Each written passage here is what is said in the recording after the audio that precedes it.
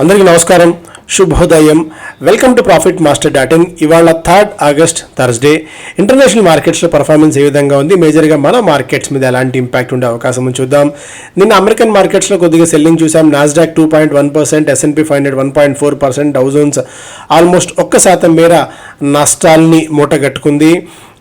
As of now trade అవుతున్న Asian మార్కెట్స్లో except Hong Kong, Shanghai, Nikkei and Kospi కూడా నష్టాలతో ట్రేడ్ అవుతున్నాయి. దీనికి ప్రధానమైన కారణం US credit downgrade. Fitch strips America of AAA rating. Yellen calls it arbitrary and outdated. ఇప్పుడు AAA నుంచి AAకి వీళ్ళు రేటింగ్ డౌన్ గ్రేడ్ చేయడం చూస్తున్నాము యుఎస్ని. ఎందుకు అంటే యుఎస్లో డెట్ సీలింగ్ సస్పెన్షన్ ఒకటి ఉంది, విపరీతమైన హై బారోయింగ్ లిమిట్ ఉన్నాయి. ఇవన్నీ కూడా యుఎస్ని రాబోయే రోజుల్లో కొద్దిగా రెసెషన్ వైపు తీసుకెళ్లే అవకాశం చాలా స్పష్టంగా ఉందన్న నాకు భయాలు ఎప్పటి నుంచో మార్కెట్స్లో అయితే ఉన్నాయి మనకి. కాకపోతే ఎవరు ధైర్యం చేసి అమెరికాను డౌన్ గ్రేడ్ చేసిన పరిస్థితి అయితే ఇప్పటివరకు మనం చూడలేదు. ఇప్పుడు ఈ AAA నుంచి AA+కి డౌన్ గ్రేడ్ చేయడాన్ని బట్టి చూస్తే యుఎస్ ఆర్థిక స్థితి మీద కొద్దిగా పూర్తి స్థాయి అనుమానాలు లేకపోయినా కొద్దిగా అనుమానాలు రేకెత్తడం అనేది సహజమే. అయితే ఈ ఫిచ్ ఈ నిర్ణయం తీసుకోవడం, ఈ సావరన్ రేటింగ్ని డౌన్ గ్రేడ్ చేయడంతో లాంటి వాళ్ళు కొద్దిగా ఆందోళన వ్యక్తం చేస్తున్నారు. ఇది అవుట్డేటెడ్ అని చెప్తున్నారు. సామెత ఉంది మన దగ్గర, హమ్ కియాతో చమత్కార్ ఆప్ కియాతో బలత్కార్ అని. సో మీ దేశం చెందిన కంపెనీ మిమ్మల్ని డౌన్ గ్రేడ్ చేస్తే మీకు అంత బాధ, అంత ఆవేశం వస్తే మీరెక్కడ కూర్చొని మనలాంటి ఎమర్జింగ్ ఎకానమీస్ని, ఎమర్జింగ్ కంట్రీస్ని మనల్ని డౌన్ గ్రేడ్ చేస్తే మనం ఆవేదన వ్యక్తం చేసినా, బాధపడ్డా కూడా దాన్ని వాళ్ళు డైజెస్ట్ చేసుకోకపోగా మళ్ళీ తిప్పి మననే తిట్టిన అనేక సందర్భాలు కూడా మనం చూసాం. ఇప్పుడు ఫిచ్ డౌన్ గ్రేడ్ చేస్తే దాన్ని అవుట్డేటెడ్గా మీరు చెప్తున్నప్పుడు, అలా అవుట్డేటెడ్ వ్యవస్థ ఇతర ఎమర్జింగ్ మార్కెట్స్ని, ఇతర ఎమర్జింగ్ కంట్రీస్ సావరన్ రేటింగ్ని ఎలా వాళ్ళు డిసైడ్ చేస్తారన్న అంశాన్ని కూడా ఒకసారి వాళ్ళు ఆలోచించుకోవాల్సిన పరిస్థితి అయితే ఉంది. ఇప్పుడు అయితే జేమీ డమన్ లాంటి వాళ్ళు దీన్ని రెడిక్యులస్ చెప్తున్నారు. But says it doesn't really matter. If it doesn't really matter then what is the point of giving the sovereign rating? ఇవ్వాల్సిన అవసరం ఏముంది ఆ కంపెనీస్కి? సో మీ దాకా వచ్చినప్పుడు మాత్రం ఎక్కడ లేని ఆందోళన వస్తుందా అన్న విషయాన్ని కూడా ఆలోచించాల్సిన అవసరం అయితే ఉంది. Leaving all that aside, oil Brent కూడా దాదాపు $84 దగ్గర ట్రేడ్ అవుతుంది. గోల్డ్ $1972 దగ్గర ట్రేడ్ కావడం చూస్తున్నాం. ఇంకా స్టాక్స్ ఇన్ న్యూస్ పరంగా as of now Nifty futures 26 points ప్లస్లో ట్రేడ్ అవుతుంది. కొద్దిగా ఈ రెపర్కషన్స్ అనేవి మన మార్కెట్స్ మీద కూడా ఉండవచ్చు. నిన్న ఎఫెక్ట్ అయితే మనం గట్టిగా మార్కెట్స్ మీద చూసాము. నిన్న GST లాంటి చాలా పాజిటివ్ న్యూస్ కిక్ ఇన్ అయినప్పటికీ కూడా ఓన్లీ బికాజ్ ఆ ఫిచ్ డౌన్ గ్రేడింగ్ చేయడం వల్ల ఆ ఇంటర్నేషనల్ న్యూస్ ఎఫెక్ట్ మన మార్కెట్స్ మీద కూడా పడి గరిష్ట స్థాయి దగ్గర ఆటోమేటిక్గా గరిష్ట స్థాయి ఉన్నాయి కాబట్టి కొద్దిగా పీక్ లెవెల్ దగ్గర ప్రాఫిట్ బుకింగ్ లాంటిది వచ్చింది. అది మనం ముందే ఫ్యాక్టర్ని కూడా చేసుకుంటూ వస్తున్నాం. ఇక స్టాక్స్ పరంగా చూస్తేనేమో మ్యాన్కైండ్ ఫార్మా నిన్న 66% నికర లాభంలో జంప్ అయితే చూసింది. అండ్ రెవెన్యూ పాయింట్ ఆఫ్ వ్యూలో కూడా ఆల్మోస్ట్ 18% మేర వృద్ధి నమోదైంది. టైటాన్ ఇయర్ ప్రాఫిట్లో 2% మేర క్షీణత నమోదు చేసింది. ఇండిగో నెట్ ప్రాఫిట్ 3,091 కోట్ల రూపాయలుగా నమోదైంది. రెవెన్యూ దాదాపు 30% మేర వృద్ధి చూసాము. అండ్ L&T ఫైనాన్స్ లో బెయిన్ క్యాపిటల్ తనకున్న దాదాపు 7.9 కోట్ల షేర్లని బ్లాక్ డీల్ ద్వారా విక్రయించింది. HPCL 6,203 కోట్ల రూపాయల నికర లాభాలను అనౌన్స్ చేసింది. మెట్రోపోలిస్ హెల్త్ కేర్ 29 కోట్ల రూపాయల లాభాలను అనౌన్స్ చేయగా, వేదాంత సంబంధించిన ప్రమోటింగ్ కంపెనీ ట్విన్ స్టార్ 16 కోట్ల షేర్లను విక్రయించబోతోంది. దాని గురించి డీటెయిల్గా మాట్లాడుకుందాం. వర్ధమాన్ స్పెషల్ స్టీల్స్ 19 కోట్ల రూపాయల లాభాలను అనౌన్స్ చేసింది with 409 crores of revenue. Gujarat gas 215 కోట్ల రూపాయల లాభాన్ని అనౌన్స్ చేసింది. నియోజిన్ ఫిన్టెక్ ఈ చిన్న కంపెనీ, ఇది కొద్దిగా దీన్ని రడార్లో పెట్టుకోవచ్చు. Madhu Kela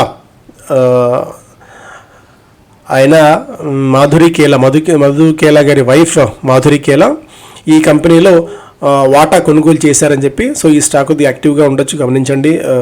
fundamentals and financials కూడా ఒకసారి చూసి అప్పుడు మాత్రమే ఎంటర్ కావాలని డెసిషన్ తీసుకోండి. కానీ ఏదో ఏసీ ఇన్వెస్టర్స్ పెద్దవాళ్ళు ఎంటర్ అయ్యారు కదా, మనం కూడా ఎంటర్ అయితే ఇరుక్కుపోయే ప్రమాదం ఉంటుంది. JSW steel and JFE steel reached an agreement to establish 50-50 joint venture to manufacture cold rolled grain oriented electric steel products in India. అది ఒక జేఎస్డబ్ల్యూ స్టీల్ నుంచి ఒక న్యూస్.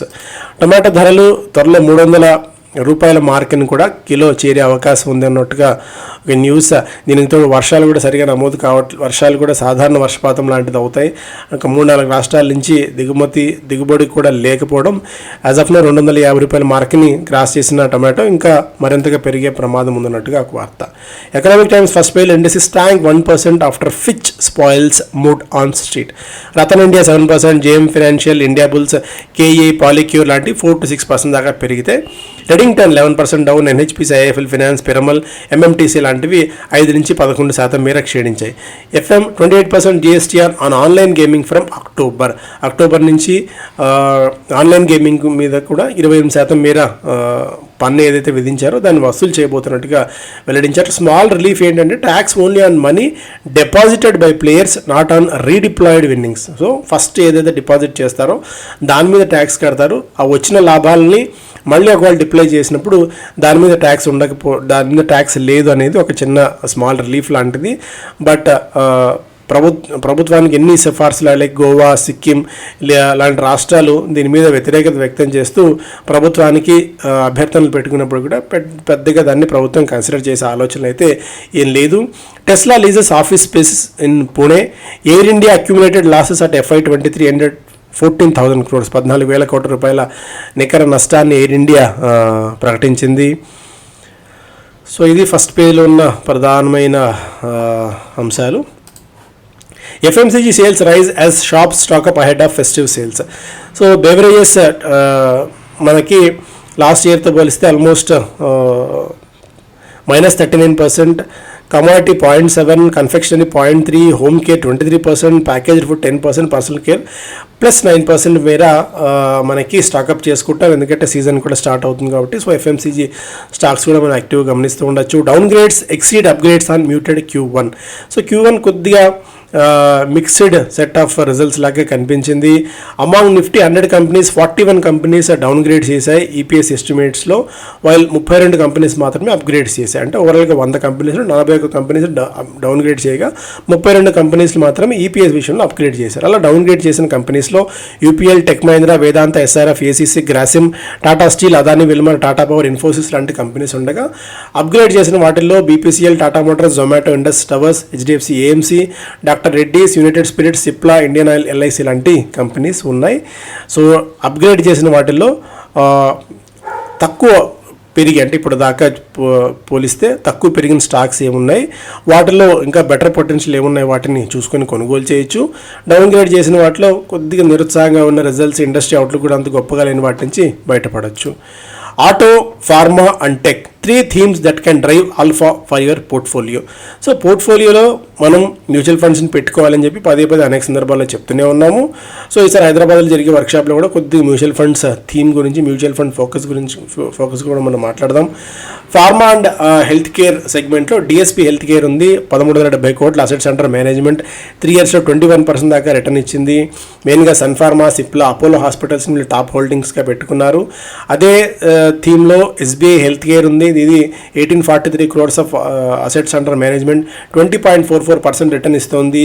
సన్ ఫార్మా, ఎథర్ ఇండస్ట్రీస్, సిప్లా లాంటి కంపెనీస్ ప్రధానంగా వీళ్ళు పోర్ట్ఫోలియోలో ఉన్నాయి.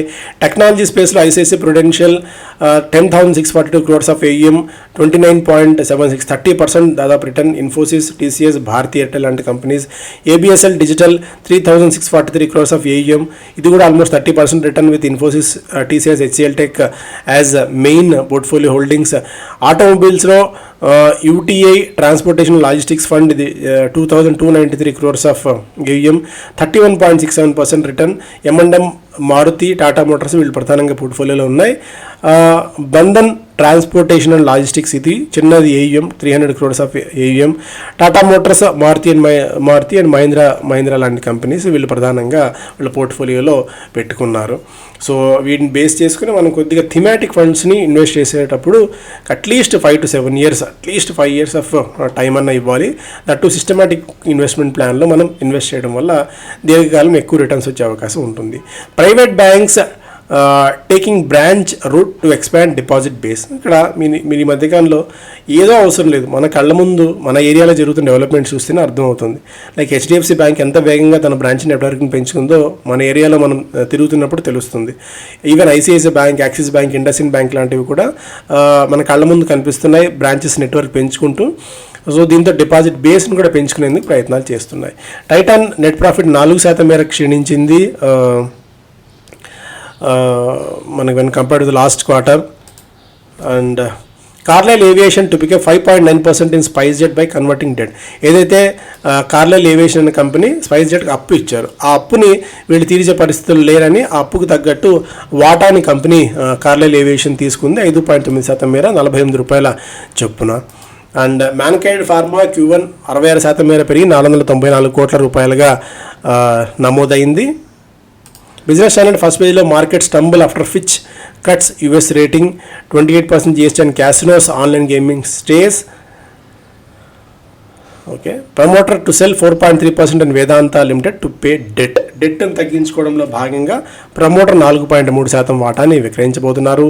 నిన్న ఈ ఏసీసీ అంబుజా కంపెనీస్ సంఘీ సిమెంట్స్ని దాదాపుగా కొనుగోలు చేశాయి 6,000 కోట్ల విలువతో. స్టార్ సిమెంట్స్ నిన్న 10% దాకా పెరిగింది సిమెంట్ స్పేస్లో యాక్టివిటీ కారణంగా. జీఈ పవర్ నిన్న 11% దాకా పెరిగింది. రెగ్యులర్ వాల్యూమ్స్ పోలిస్తే 2 వారాల యావరేజ్ వాల్యూమ్తో 28 టైమ్స్ అధికంగా ట్రేడింగ్ వాల్యూమ్ జరిగింది. కొద్దిగా రేడార్లో పెట్టుకోండి. ఎన్టీపీసీ 11 రోజులు లాభాలకు బ్రేక్ పడింది. అండ్ మిశ్రధాతు నిగమ్ లిమిటెడ్ మిధాని, చాలాసార్లు ఈ స్టాక్ గురించి మనం మాట్లాడుకున్నాం. 100% స్టాక్ పెరిగింది ఇయర్ టు డేట్లో ఇప్పటిదాకా.